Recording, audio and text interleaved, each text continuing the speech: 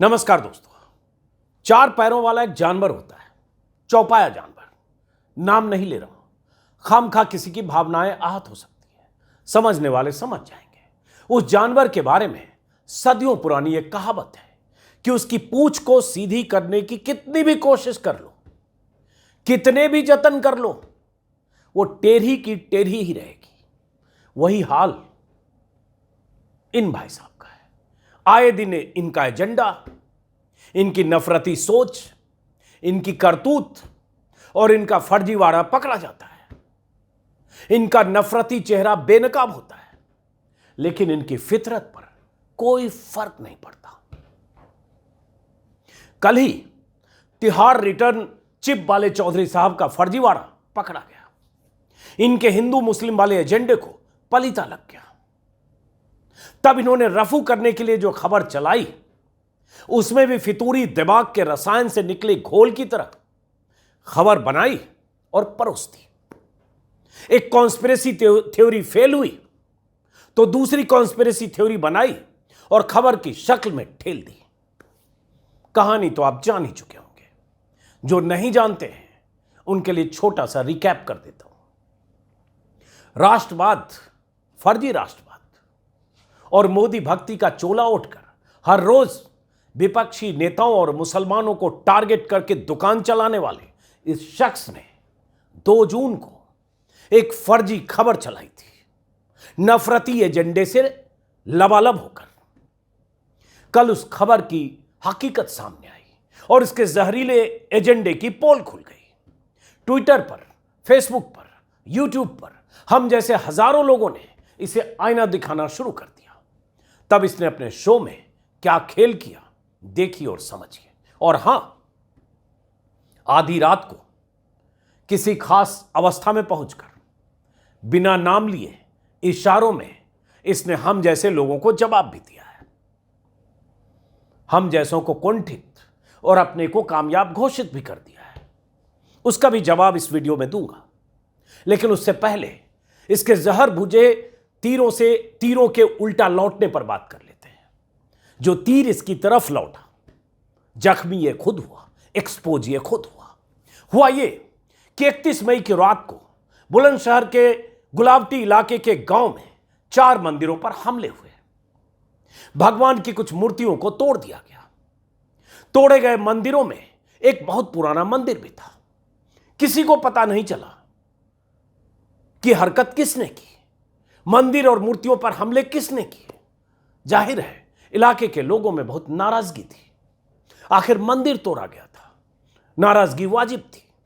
Police जांच पड़ताल में जुटी थी, लेकिन इस बंदे ने 2 जून को अपने शो में उन मंदिरों के तोड़े जाने का ऐसा विश्लेषण किया, ऐसे पेश किया जैसे यह हरकत किसी मुसलमान की हो या मुसलमानों के किसी समूह ने इस घटना को अंजाम दिया हो।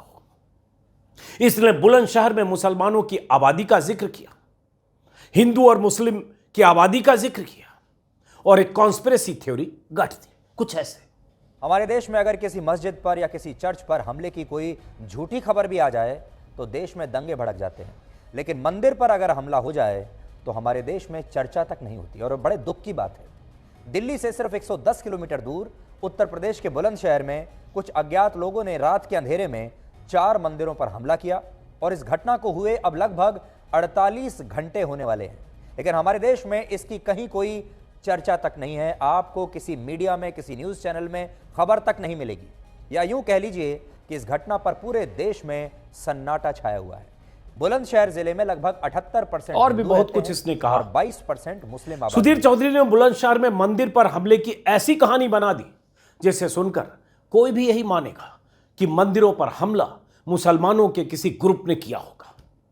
ऐसी थ्योरी इसके बाकी नफरती जहरीले भाई बंधु जितने चैनलों पर हैं, सब ने अपने अपने चैनलों पर इसी अंदाज में गढ़ी और करोड़ों लोगों तक यह पहुंचा दिया गया कि मंदिर तोड़ने वाले कौन लोग हो सकते हैं। शक की सुई मुसलमानों की तरफ। सोशल मीडिया पर ऐसा ही माहौल बना दिया गया।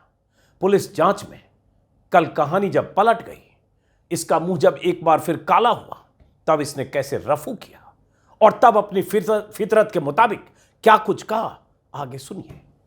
कल यानी 8 जून को बुलंदशहर पुलिस ने खुलासा किया कि मंदिर तोड़ने वाले मुसलमान नहीं, मंदिर पर हमला करने वाले मुसलमान नहीं, बल्कि 4 हिंदू थे। 31 मई की रात शराब पीकर चारों ने मंदिर और मूर्तियों को निशाना बनाया, तोड़फोड़ की। पुलिस ने चारों के नाम भी बता दिए। मुख्य आरोपी हरीश शर्मा उर्फ इलू है।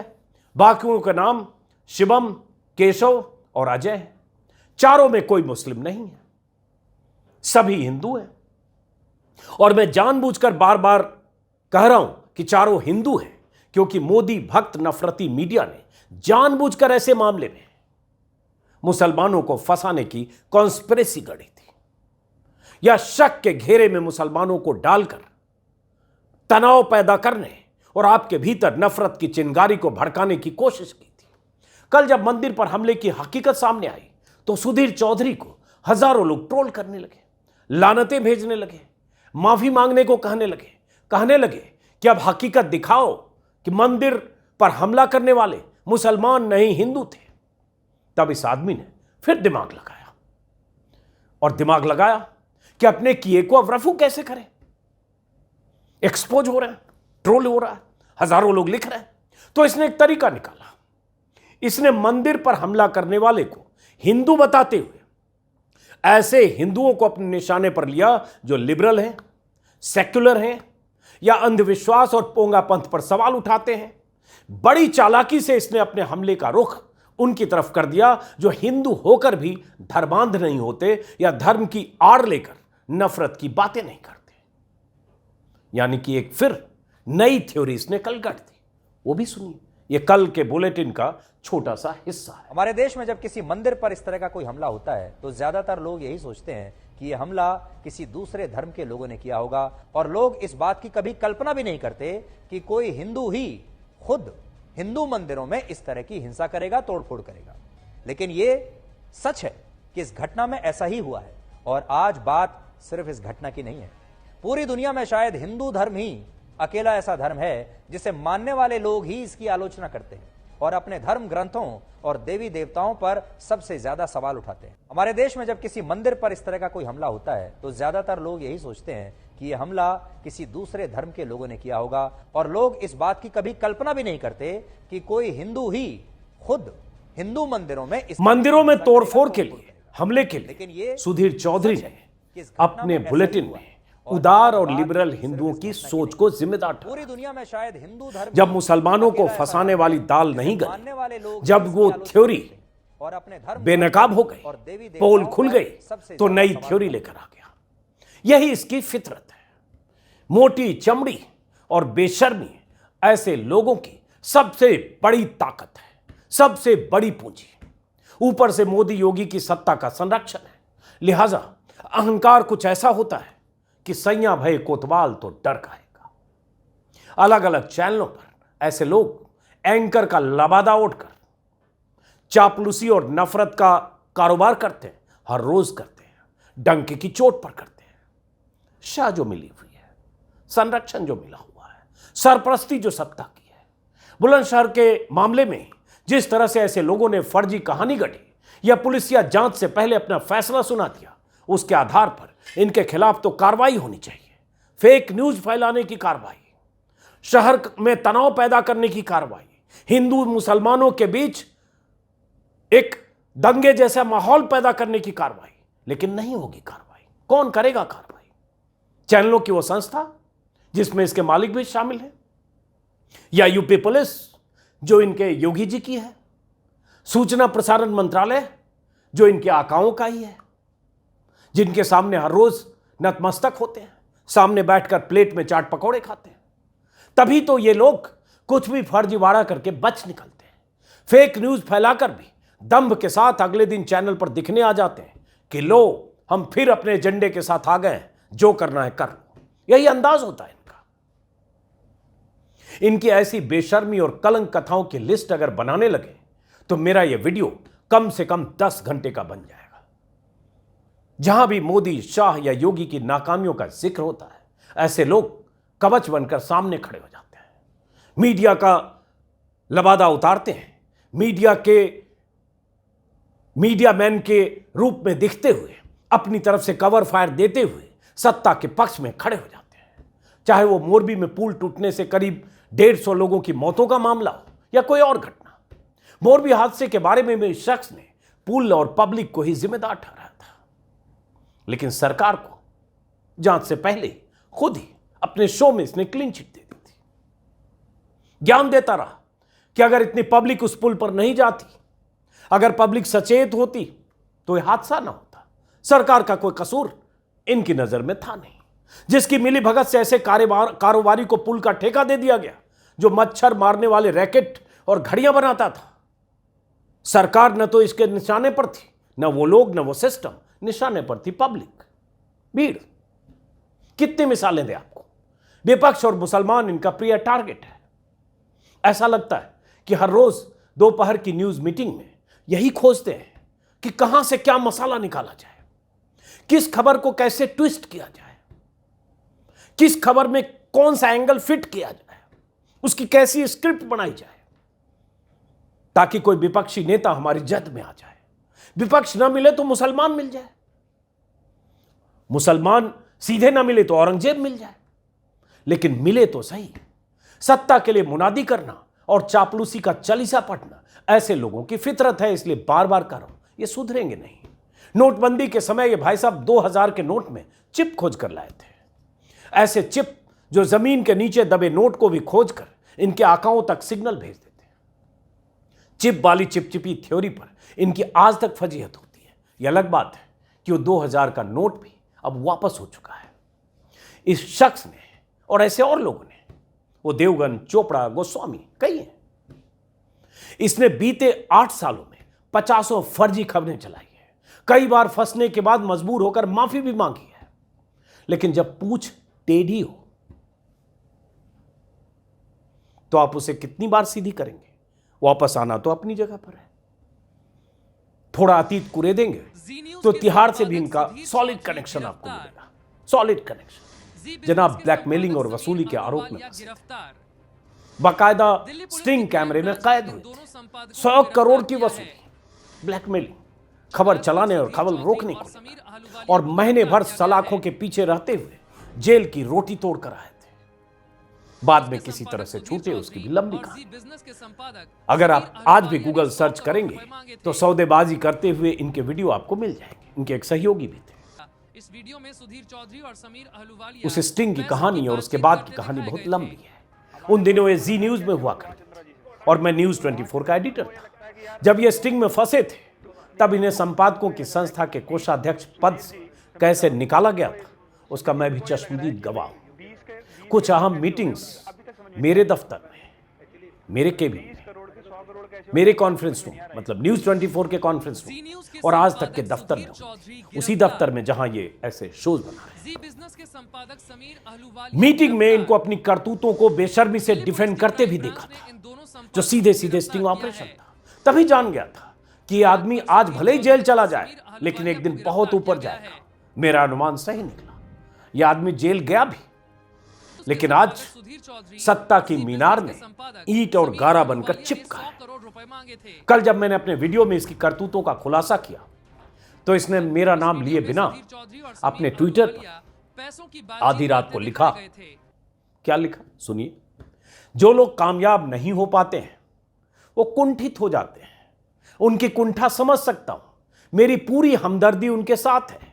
उनकी रोजी रोटी अगर मेरे नाम से चलती है तो भगवान उनकी रोजी रोटी भी बनाए रखे। जाहिर है इसका इशारा हम जैसे लोगों की तरफ ही है। जवाब तो देना होगा। तो अब मेरा जवाब सुन लो। तिहाड़ रिटर्न वसूली चौधरी।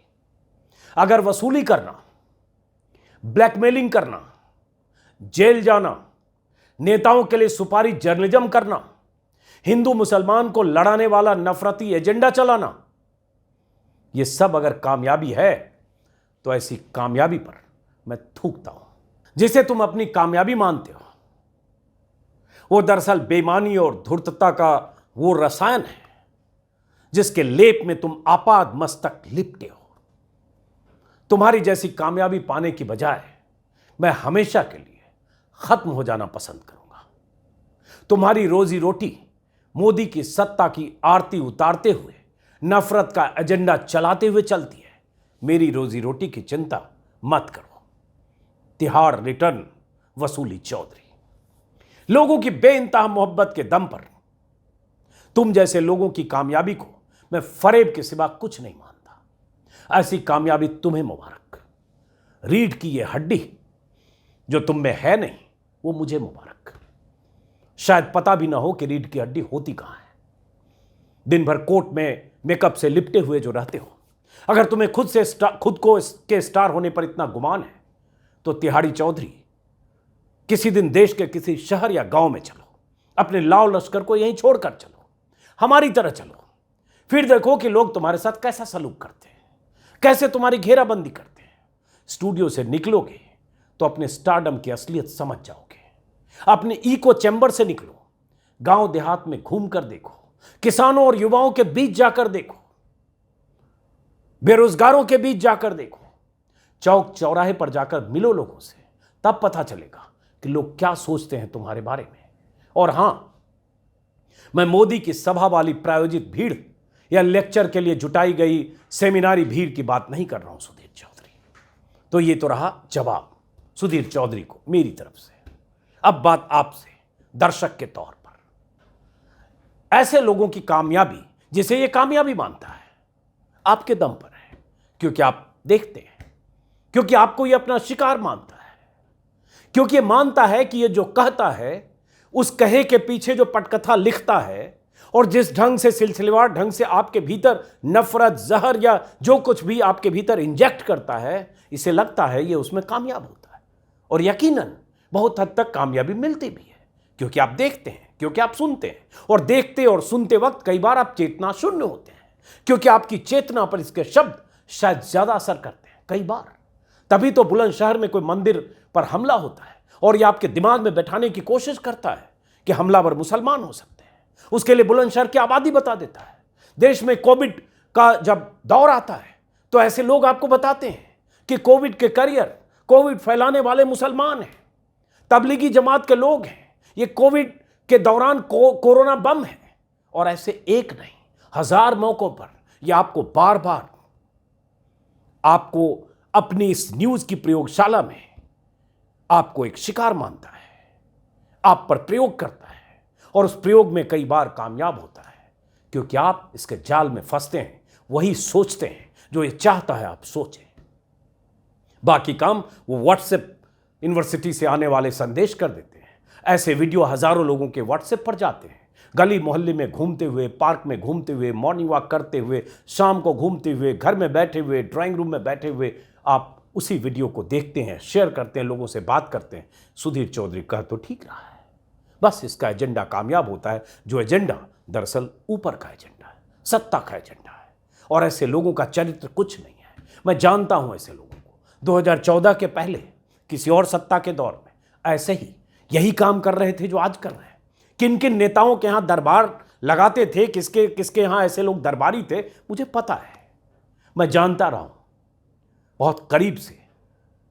आसपास की खबरें, रिपोर्टर के जरिए वो तमाम जानकारियां, चूंकि न्यूज चैनल में रहा हूं, आती रही है। सत्ता बदली, इसने निष्ठा बदली। कल को कोई और सत्ता में आएगा तो फिर ऐसे ही सत्ता के सामने नतमस्तक होकर यही करेगा जो आज कर रहा है। लेकिन आज दौर मोदी की सत्ता का है, इसलिए आज मोदी के सामने नतमस्तक है। और जो ये कर रहा है, जो दरअसल हर रोज ये कलंक कथा लिख रहा है, उसको ही अपनी कामयाबी मानता है। और इसके लिए जिम्मेदार आप लोग हैं। फिलहाल इस वीडियो को खत्म करते हैं, फिर मुलाकात होगी। ऐसे लोग टेलीविजन चैनलों पर कुछ कहें, कुछ बताएं, कुछ आपके दिमाग में डालने की कोशिश करें, तो एक बार अपने दिमाग का इस्तेमाल कीजिएगा, समझ में आएगा कि आपके साथ क्या हो रहा है। इस वीडियो को खत्म करते हैं, फिर मुलाकात होगी। नमस्कार।